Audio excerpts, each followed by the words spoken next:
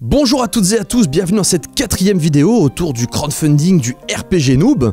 Alors je vais vous parler de deux choses en particulier. La première est directement liée à ce crowdfunding, puisqu'actuellement on est en train d'atteindre les 600 000 €. On n'en est plus très loin, donc c'est assez fou, puisque on n'en est pas encore à la moitié. Il reste à peu près 3 jours avant d'atteindre la moitié de cette levée de fonds. Et on est le 12 octobre, donc en fait il reste encore un mois pile avant la fin de ce crowdfunding. Et le record d'Europe que nous avions décroché en 2013 était de 681 000 €. Donc comme vous le voyez, on se dirige tout droit vers ce montant assez symbolique. Si on m'avait dit qu'avec un deuxième crowdfunding, on pourrait prétendre à un tel montant, je l'aurais jamais cru. C'est quelque chose qui est totalement fou. Donc déjà, là, à cet instant de la vidéo, je vous dis un immense merci, parce que je vous le dirai jamais assez, je pense que je vais vous le répéter beaucoup de fois en festival, mais un immense merci, parce que voilà, c'est juste fou ce qui est en train de se passer, et même si jamais ça devait s'arrêter là maintenant, on est quand même à plus de 650% du montant de base, donc c'est tout simplement colossal.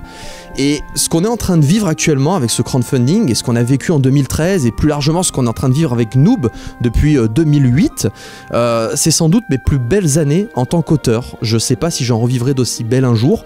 À l'époque du crowdfunding, je pensais avoir atteint le maximum de ce qu'un auteur un peu underground, un peu hors du système peut vivre. Et là vous êtes en train de me prouver qu'on peut faire encore plus, et si on arrive à dépasser ce record, on aura dépassé un record d'Europe, le record d'un continent. Je sais pas si vous imaginez, en 2013 on a fait pour un projet audiovisuel, je crois que c'était le 3e ou le 4e projet au monde à cette époque là, depuis de l'eau a coulé sous les ponts et beaucoup de projets ont dépassé ce montant, mais à cette époque-là, c'était quelque chose qui avait une répercussion colossale. Ce que j'aimerais faire, toujours pareil, en tant qu'auteur, c'est écrire un livre qui serait écrit une fois que j'aurai terminé le RPG Noob, dans lequel je vais vous expliquer les coulisses de ce qu'on a vécu. Mais pas uniquement du crowdfunding, j'aimerais vous expliquer les coulisses de pourquoi est-ce qu'en 2008, dans un pays, en France, où le transmédia était pas du tout démocratisé, les gens ne savaient pas ce que ça voulait dire transmédia, si des auteurs le pratiquaient c'était plus par hasard en fait, sans vraiment savoir ce que c'était. C'est quelque chose qui... Pourquoi est-ce qu'en 2008 on s'est lancé dans le transmédia? Pourquoi on a fait partie des 3 web-séries un peu pionnières à l'époque, avec la Flanders Company, avec Nerds, en France? Pourquoi est-ce qu'on s'est lancé dans ce domaine-là? Qu'est-ce qui a fait qu'on s'est lancé là-dedans? Qu'est-ce qui fait que vous avez fait de Noob la web-série la plus vue en France, avec actuellement 95 millions de vues. C'est colossal, si on additionne les vues de toutes nos sources, on en est à 95 millions, bientôt 100 millions. C'est fou. C'est vraiment fou. On a eu l'Award international en 2014 des Streamy Awards de Los Angeles, à Hollywood quand même. Enfin, c'est quelque chose de fou. Vous êtes en train d'exploser toute la logique. Et qu'est-ce qui s'est passé? Voilà, j'aimerais faire un livre qui expliquera, mais qu'est-ce qui s'est passé? Comment des gars qui viennent de nulle part, qui habitent même pas sur Paris, donc qui font de l'audiovisuel dans le sud de la France, au milieu des cigales, donc ils peuvent pas tourner l'été, qu'est-ce qui fait qu'une alchimie s'est formée? On n'est pas bon, enfin ce que je veux dire c'est que quand je dis on n'est pas bon, c'est pas de manquer de respect ni aux acteurs de Noob, ni à mon propre travail, mais on est moyen partout, mais on excelle nulle part. Vous voyez, c'est que moi je suis pas un expert de la réalisation, mes acteurs sont pas des experts de l'acting, je suis pas un expert des effets spéciaux, je suis pas un romancier avec une éloquence de folie, mais il y a une alchimie, il y a quelque chose qui se crée. Et dans ce livre, j'aimerais vous expliquer, et peut-être même réfléchir avec ce livre, pour essayer de comprendre, mais qu'est-ce qui s'est passé? Pourquoi le transmédia? Par mimétisme évidemment, parce que j'ai rien inventé, hein, par mimétisme avec ce qui se faisait au Japon et les États-Unis. Pourquoi une communauté pareille s'est créée au point d'exploser un record d'Europe de crowdfunding? D'ailleurs, pourquoi le crowdfunding? En 2013, le crowdfunding, personne ne pensait à ça, c'était pas du tout un modèle économique auquel les gens pensaient. En 2013, quand Noob a lancé ce crowdfunding et qu'on a dépassé ce qu'on appelle le 3e cercle, le premier cercle c'est quand ce sont vos amis qui vous donnent, qui vous font des contributions pour vous aider. Le 2e cercle c'est quand ce sont les amis de vos amis ou les amis de votre famille. Et le 3e cercle, ce sont des gens que vous ne connaissez pas personnellement qui participent à votre projet. Et pourquoi avec Noob il y a eu cette espèce d'alchimie qui est encore en train de se produire actuellement en 2017 pour un 2e crowdfunding? Qu'est-ce qui fait qu'on s'est retrouvé sur des plateaux comme BFM Business, BFM TV, TF1, Canal+, dans Libération, dans Le Figaro? Qu'est-ce qu'on foutait là, concrètement? Qu'est-ce qu'on fout là, alors qu'on n'a pas de producteur, on n'a pas d'agent, on n'a pas toutes ces choses-là? Qu'est-ce qui fait que, voilà, qu'une qu'une bande de potes qui n'ont pas de prédisposition pour le monde professionnel se retrouvent à vivre une aventure comme ça. Qu'est-ce qui fait qu'une bande de potes arrive à louer 3 fois le Grand Rex, et peut-être même une 4e fois? Qu'est-ce qui fait qu'une bande de potes va faire la première trilogie créée par Internet pour Internet? Voilà, pourquoi ? Pourquoi? Qu'est-ce qui s'est passé? Et dans ce livre où je vous raconterai nos difficultés, nos réussites, nos échecs, où j'étudierai les modèles économiques qu'on a explorés, la manière qu'on a de traiter le transmédia, la manière qu'on a de gérer une équipe qui mêle à la fois des bénévoles, à la fois des professionnels, puisque le staff de la bande dessinée est professionnel, mais dans la web-série on est bénévole, que nous, on sait très bien que si on avait été produit, ça ne pourrait pas exister, parce qu'aujourd'hui, les producteurs ne financent pas de la fantasy, et encore moins des contenus aussi longs que Noob. Donc voilà. Tout ça, il y a énormément de choses à vous raconter. Et pourquoi je vous parle de ça, outre le fait qu'on est en train de vivre un nouveau crowdfunding de folie, c'est que vous tous, du premier crowdfunding et du deuxième crowdfunding, j'aimerais, à la fin de ce livre, que vos noms figurent là-dedans. Que ce soit le crowdfunding de Noob le film ou le crowdfunding de Noob le jeu vidéo, je voudrais que vos noms figurent à l'intérieur de ce livre, peut-être même, pour certains, des photos, pour ceux qui accepteraient ou pour ceux qui verraient la news, une sorte de grand livre d'or à la fin où il y aurait vraiment des témoignages de votre part, où j'interviewerai certains d'entre vous. Je vous demanderai voilà, de nous donner une vision de spectateurs ou de gens qui nous suivent depuis des années. J'aimerais aussi qu'il y ait une sorte de livre d'or dans lequel les acteurs de Noob, mais aussi les futurs développeurs du jeu vidéo, écrivent à la main. Alors ça sera photocopié, ça sera pas écrit sur chaque bouquin, mais en tout cas, ce sera écrit à la main, un petit mot personnel adressé à notre communauté. Voilà, j'aimerais vraiment que ce qu'on est en train de vivre, ce qu'on est en train d'écrire aujourd'hui en 2017, eh ben, j'aimerais qu'à la fin de la livraison de ce jeu vidéo, en 2019, j'écrive ce bouquin et que vous ayez votre photo, votre nom, votre témoignage, voilà, votre petit mot de la part des acteurs, en plus de tout le contenu que j'aimerais vous écrire. J'aimerais qu'il y ait un livre qui évoque toute cette histoire. Voilà, je trouve ça important, parce que voilà, grâce à vous, j'ai pu faire un TEDx par exemple. Un TEDx, je ne sais pas si vous imaginez ce que c'est qu'une conférence TEDx. C'est des choses totalement folles. J'ai été au Québec, voyage payé par des professionnels qui sont venus pour m'écouter. Pourquoi ce crowdfunding? Qu'est-ce que vous avez fait? Quels sont les éléments? Enfin, voilà, je me dis, il y a matière à réfléchir, il y a matière à essayer d'écrire un bouquin super intéressant dans lequel je vous raconterai avec un œil nouveau toutes les coulisses. Voilà, c'est un petit peu ça. Et c'est pareil pour le light novel, hein. Qu'est-ce qui fait qu'en France, on a été les premiers à faire du light novel au format japonais? Pourquoi ce choix-là? Ça a l'air de marcher, puisqu'avec les préventes, on en a fait 4661 pour les préventes, là ça continue, enfin c'est un truc de fou. Voilà, je peux pas le dire autrement, voilà, ça sera un bouquin comme ça. J'espère que le projet vous plaît, donc on va voir ce que ça peut donner, mais en tout cas je suis très emballé par ce projet, qu'on fera évidemment une fois qu'on aura terminé de gérer le deuxième crowdfunding, puisque le but de ce livre c'est de vous expliquer tout ce qui s'est passé, donc si on l'a pas vécu, on peut pas terminer le livre.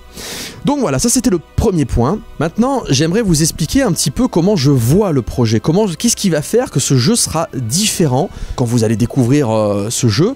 Ce que je veux, c'est que vous vous disiez, il y a tout ce que j'aime dans l'univers transmédia de Noob.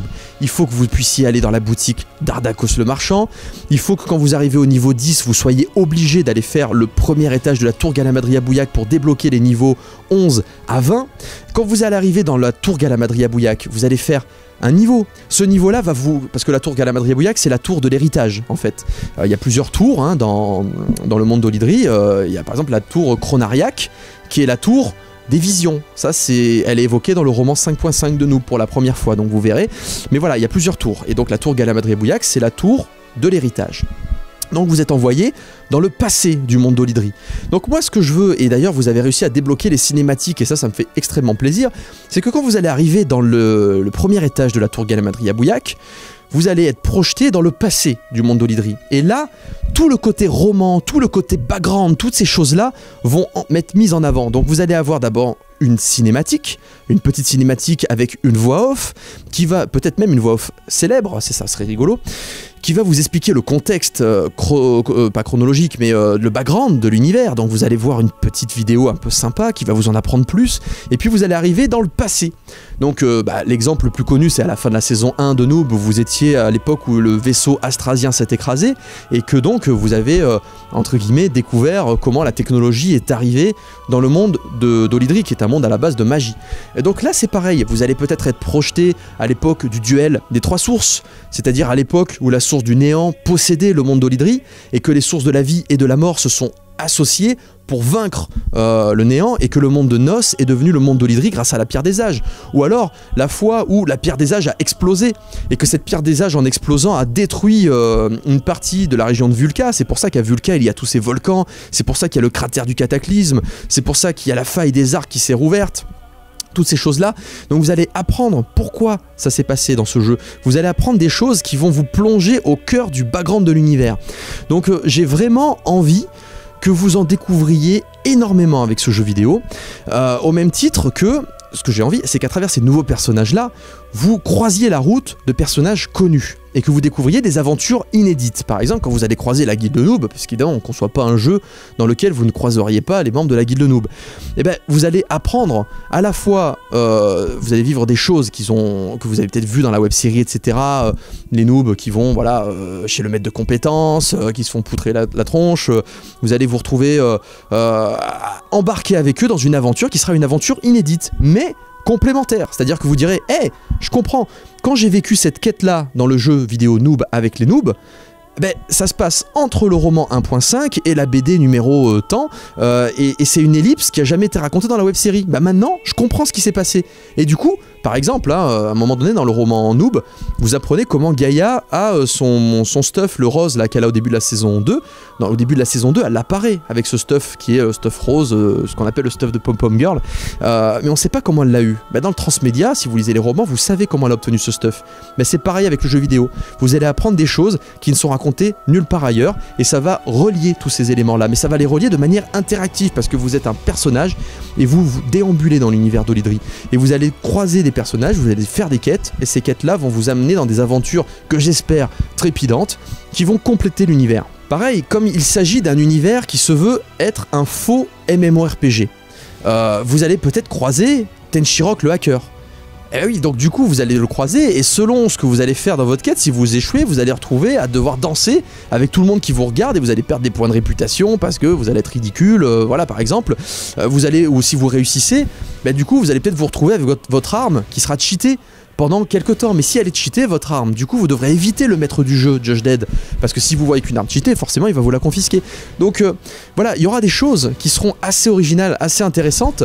Et puis par exemple, vous êtes en train de jouer, vous faites une quête par exemple où vos amis sont pas connectés. Voilà, votre guilde habituelle, elle est pas connectée parce que IRL, ils sont au boulot, ou ils sont à la fac, un truc comme ça. Et donc, le temps d'une quête, vous allez vous retrouver dans la guilde Noob avec Sparadra, Omegazel, Arteon, voilà, et Gaïa. Et donc, dans cette quête-là, ce qui peut être rigolo, en plus d'apprendre des choses, c'est que vous allez vous retrouver avec Omegazel qui devient AFK. Et vous allez devoir faire une partie du donjon AFK. Pourquoi ? Parce qu'Omegazel, il est en train de jouer dans les locaux de Féminine TV, et que là, il y a sa patronne qui vient de rentrer, et que du coup, lui, il peut pas mettre sur son écran le fait qu'il est en train de jouer. Donc, vous allez devoir faire une petite quête qui va, vous contrôlerez Omegazel, et vous devrez, en gros, réussir à détourner l'attention de votre patronne pour pouvoir retourner dans le jeu. Donc voilà, je pourrais en parler pendant des heures, mais la vidéo va être extrêmement longue. Mais j'espère que vous avez compris avec ces quelques exemples ce que je voudrais faire avec ce RPG Noob, en plus du côté nostalgique, en plus du côté rétro. Je voudrais vraiment qu'il y ait une logique transmédia, que vous en appreniez beaucoup plus sur l'univers, et que vous puissiez vous dire: je suis dans le monde d'Olydri. Je suis en train de jouer dans le monde d'Olydri. Si je veux aller voir la tour Galamad-Rebouillac, j'y vais. Si j'ai envie d'aller voir Ardakos parce que ça m'a fait marrer, parce qu'il y a une quête où on peut marchander pour obtenir une arme. Et puis pareil, j'aimerais aussi faire des quêtes qui sont des quêtes cachées, des quêtes compliquées. Par exemple, dans Final Fantasy VII, vous vous souvenez des armes Ruby, Saphir et Émeraude, qui sont très très difficiles à battre et que vous pouvez avoir une fois que vous avez fini le jeu. Là aussi, ça serait intéressant intéressant que vous puissiez avoir des quêtes qui sont des quêtes que vous ne pourrez faire que si vous êtes des hardcore gamers et que vous avez absolument tous les objets les plus puissants du jeu, que vous avez débloqué votre classe légendaire et que vous êtes suffisamment puissant et que votre équipe est suffisamment puissante et que tous vos pouvoirs, toutes vos réputations sont suffisamment élevées pour aller vous battre contre ces personnages ultra puissants. Voilà. Et il y a autre chose aussi que j'aimerais faire, ça il faut que je vois avec mes développeurs parce que là c'est plus le scénariste qui vous parle, mais par exemple, imaginons, le jeu est sorti, vous avez le jeu avec un début, une fin, point barre, c'est terminé, vous avez votre jeu, noob, il est fait. Mais si nous on gère bien notre budget, on pourrait avoir la possibilité de vous fournir des petits add-ons. Et ces add-ons, par exemple, imaginons, là on approche d'Halloween, donc là on va tourner un épisode spécial Halloween d'ailleurs, on vous l'avait promis. Ben là on vous fait une petite zone, un petit add-on que vous téléchargez avec les graphismes de RPG Maker, juste l'add-on Halloween. Et là vous avez votre petite quête dans une région qui ne s'ouvre que le soir d'Halloween, vous la recevez. Enfin, le soir d'Halloween dans le jeu, évidemment, vous n'aurez pas que cette soirée-là pour y jouer, et vous pourrez faire cet événement d'Halloween, et donc vous débloquerez quelque chose, un haut fait, sous forme de QR code, et vous pourrez débloquer, grâce à ce mini-jeu RPG Maker qu'on pourrait développer à côté, hein, qui serait pas forcément relié à l'autre, vous pourriez débloquer un haut fait supplémentaire Halloween sous forme de QR code, qui influerait sur le classement général sur Noob Online. Donc si ça vous semblait un peu obscur, et que vous vous disiez, bon, ça va être quoi ce jeu vidéo, c'est quoi leur approche, c'est quoi leur objectif, c'est quoi leur ambition, c'est dans cet esprit-là. Évidemment ce sont des exemples mais je vais pas vous faire toutes les idées qu'on a, il y en a des centaines d'idées, hein. Il y a qu'à voir les épisodes de Noob pour voir tout ce qu'on a traité dedans. Et puis j'aimerais même aller encore plus loin, mais ça sera peut-être 2 ans après qu'on ait fini le jeu, c'est mettre à disposition le jeu vidéo en pièces détachées, avec les sons, les SFX, qu'on appelle les petits bruitages, avec les sprites, avec les maps, etc. pour que certains d'entre vous, à l'image de Mario Maker ou de Minecraft, décident de créer leur propre niveau inédit du RPG.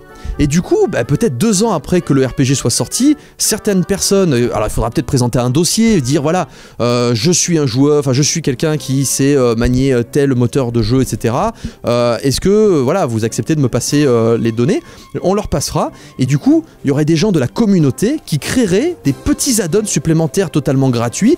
Donc voilà, il faut vraiment voir les choses très loin. Vraiment, dites-vous que c'est pas uniquement le crowdfunding d'un projet qui va être un petit jeu, non, il va y avoir des cinématiques, des sagas audio, des vidéos live où on va étoffer le truc, peut-être un film 4 dans lequel il y aurait les héros de ce RPG là, il va y avoir voilà, plein de choses, enfin vraiment, le light novel et compagnie, il faut imaginer quelque chose où là on relance l'univers de Noob, on va le dynamiser sur 2, 3, 4 ans, 5 ans grâce à vous. Voilà, c'est comme ça que je vois les choses, je me suis peut-être encore un peu emballé, mais je me suis emballé par passion, pas parce que c'est pas faisable. Tout ce que je vous dis est faisable, hein, attention.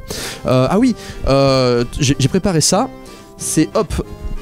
Évidemment, non, je vous annonce pas qu'on a fait un partenariat avec Blizzard, c'est que, voilà, pour ceux qui connaissent, c'est une boîte collector du jeu World of Warcraft, c'est la donne Cataclysme. Voilà, on aimerait s'inspirer de ce format-là pour la boîte collector du jeu vidéo Noob. Donc ça serait une grosse boîte comme ça, plutôt chiadée, plutôt sympa, qui serait donc la boîte collector qui est dans les paliers du RPG Noob. Et bah, elle sera bourrée d'objets inédits, etc. On va peut-être même en ajouter encore d'autres. Mais voilà, c'est dans cet esprit-là. Parce que c'est vrai que j'ai pas fait de visuel, parce que je ne dispose pas encore de matière pour ça, puisque les graphistes, on va les embaucher ensuite. Mais voilà, il faut que vous compreniez que ce palier-là, c'est dans l'esprit des boîtes collector qu'on peut trouver chez Blizzard, à l'époque de Warhammer, je vois aussi là-bas. Voilà, Warhammer Online.